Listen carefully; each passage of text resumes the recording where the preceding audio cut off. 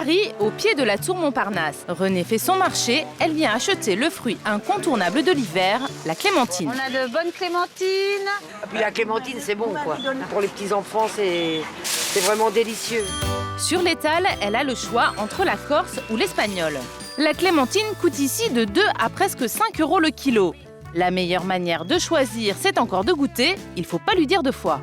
Celle-là, elle a plus le sucre, et celle-là, un petit peu d'acidité.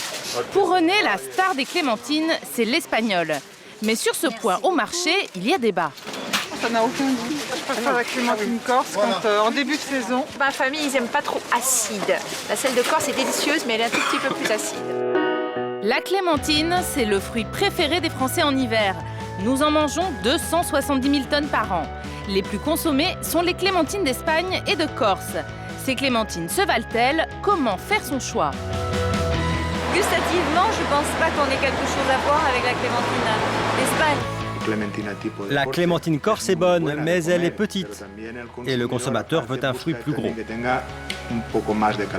Nous avons enquêté chez ces deux grands concurrents du marché pour savoir comment elles sont produites et découvrir les secrets de ces clémentines.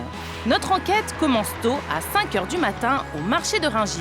Ah, regarde, j'ai ça ici qui vient de rentrer. Là maintenant, on est en Esval comme variété. Ouais. Franchement, on a vraiment quelque chose de très super. Excellent. Là, tu as deux calibres différents. Là, voilà. Là, ici, on a du 5, là, on a du 4. Marie, la vendeuse de Montparnasse, recherche les meilleures clémentines. Vous me suivez? Ce fruit, c'est 30% de son chiffre d'affaires en hiver. Elle n'a pas le droit à l'erreur. Si on commence mal la saison de clémentine, si les clients ils ont une mauvaise image sur la clémentine qu'on leur vend, après, je suis tranquille. Ils m'en achètent pas. Elle a quelques astuces pour sélectionner les bons fruits au premier coup d'œil. Alors déjà, c'est une clémentine qui est brillante, qui est bien ferme. C'est très important qu'elle soit pas molle, parce que si elle est molle, c'est-à-dire qu'elle va être un peu plus sèche à l'intérieur. Elle s'épluche bien. Après, je vais goûter. En principe, il n'y a jamais de pépins. Important aussi pour les enfants. Contrairement à la mandarine, la clémentine n'a pas de pépins. Marie déguste une espagnole. En France, elle est leader. 3 clémentines achetées sur 4 viennent d'Espagne. J'ai des clients qui sont anti-clémentine d'Espagne à cause de la mauvaise publicité qu'ils ont fait sur les fraises. Tu vois ce que je veux dire? Alors que ça n'a rien à voir. Il faut bien reconnaître que l'Espagne est vraiment le pays producteur de la clémentine. Ils ont fait des efforts. Face à l'espagnol, Marie a pour habitude de proposer de la clémentine corse, reconnaissable à ses 2 petites feuilles. C'était la seule clémentine qu'on pouvait vendre avec les feuilles. Et elle est un peu plus acide. J'avoue que... En Corse, on ne plaisante pas avec la qualité des clémentines. Depuis 2007, une IGP, indication géographique protégée, a été créée. Le fruit est soumis à un cahier des charges drastique. Au cœur de la saison, Arnaud Montin parcourt les vergers pour attribuer le label. Les clémentines qui ne respectent pas une des exigences, des 70 exigences définies dans le cahier des charges, peuvent être commercialisées, dès lors qu'elles sont conformes à la réglementation, mais seront vendues sous l'appellation clémentine, et pas clémentine de Corse. La clémentine d'appellation corse a la belle vie. Elle mature sous le soleil, à 15 km maximum de la mer, et se cueille avec précaution. Et ce qui est très important, c'est éviter toute chute de fruits dans les palox, puisqu'une chute de fruits, ça va entraîner un défaut. Et un défaut qui peut être évolutif dans le temps et donner un fruit pourri et qui va détériorer la qualité du produit quand le consommateur va l'acheter. Donc moi ce que j'écoute là, c'est les conditions de récolte, le bruit, les chutes de fruits, on n'entend rien du tout là. Donc là on est dans des conditions optimales. Mais là on a un lot homogène, on a un produit avec un beau calibre.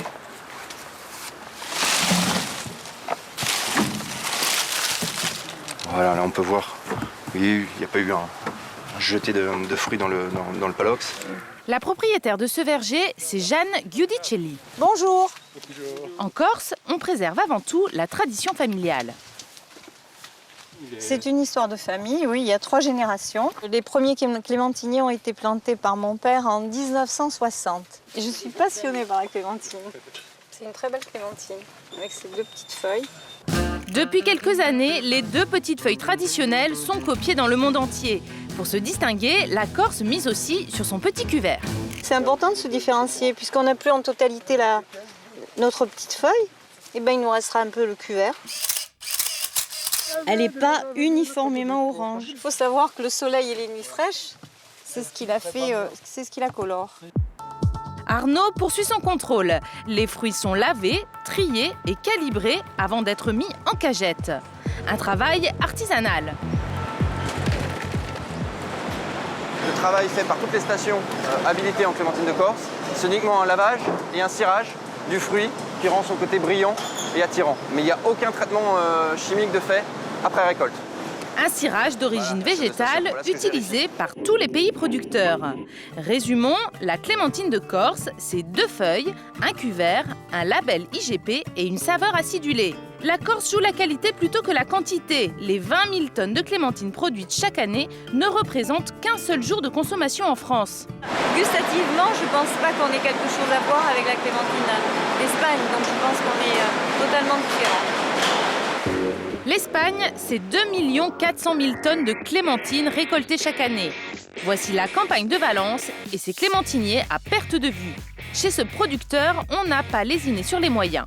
Une usine de 45 000 m², l'équivalent de 4 terrains de football. Des équipements ultra modernes. Ici, on cherche le fruit parfait.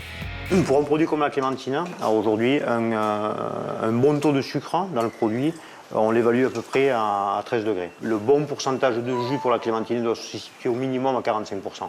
Si une clémentine a moins de ce pourcentage-là de sucre et de jus, c'est que commercialement, elle ne va pas être bonne pour le consommateur. Contrairement aux clémentines corses, après la récolte, ici les fruits baignent dans un drôle de liquide. Nous interrogeons Laurent sur les traitements que subissent les clémentines. Donc le produit que l'on applique ici est un fongicide qui va préserver le produit et éviter qu'il ne pourrisse. Nous insistons sur la toxicité éventuelle des fongicides. La réponse est plutôt hésitante. Le fongicide, c'est juste un produit qui permet de bloquer l'évolution du fruit. Comment dire ? Je veux dire que c'est pas grave, que c'est pas un produit...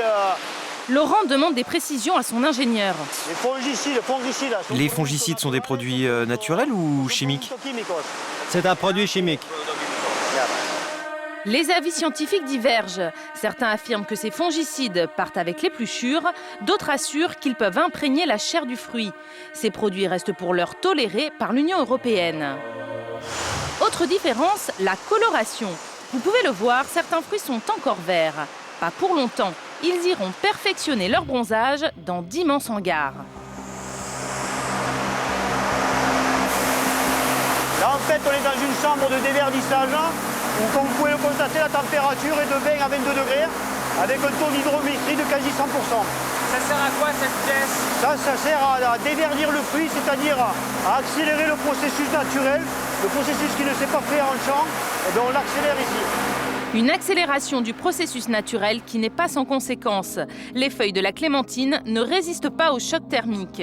Tous ces procédés ont-ils un impact sur la qualité du fruit? Au sommet de cet empire, la dynastie Fontesta. Vicente le père est fier de son produit. Nous ne faisons pas un produit de luxe. Mais ça reste un produit de très grande qualité et accessible au plus grand nombre. Le consommateur français apprécie la saveur de nos fruits. Pour les clients prêts à payer quelques euros de plus, il produit tout de même une petite quantité de fruits non traités. Si vous aimez la clémentine très sucrée et de grosse taille, l'espagnol vous séduira peut-être. Lisez bien son étiquette, les éventuels traitements doivent être mentionnés. À Paris, René n'aura pas besoin de vérifier. Marie vend uniquement des clémentines non traitées après la récolte. Voilà, on va peut-être aller vous aider. Ces petites filles vont-elles nous aider à départager? Pour Victoria, celle-là elle est plus acide, mais elle a plus de jus. C'est la Corse. Alors, et pour les petites, Elle est sucrée. tu la trouves plus sucrée celle-là? c'est l'espagnol. Tu sais, pour les clémentines à grand-mère.